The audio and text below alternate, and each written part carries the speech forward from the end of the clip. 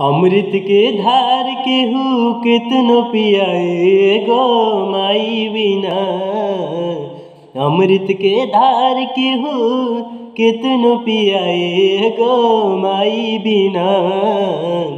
कैसे करे जावा जुड़ाई बाई गो माई बिना।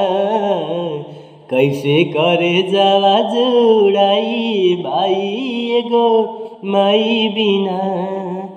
करे हसन माई दुनिया देखावेली, बोले बतियावे औरी चले भी सिखावेली।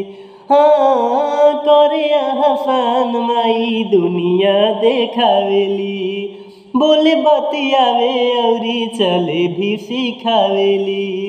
मिल जाइयान धन मिली सुख पूरा, माई के दुलार बिना सब कुछ अधूरा। अचरा ओढ़ा के केहू दूधवा पियाए गो माई बिना। कैसे करे जावा जुड़ाई बाई गो माई बिना। कैसे करे जावा जुड़ाई बाई गो माई बिना। नव माह कोखिया में रखलू सहेज के, दिहलू जन्मा माई सारा सुख तेज के।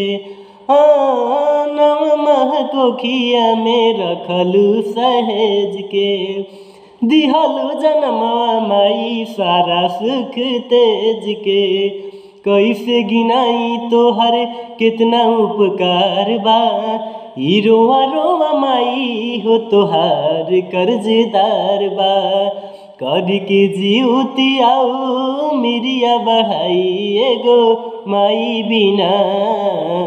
कैसे कर जावा जुड़ाई बाई गो माई बिना।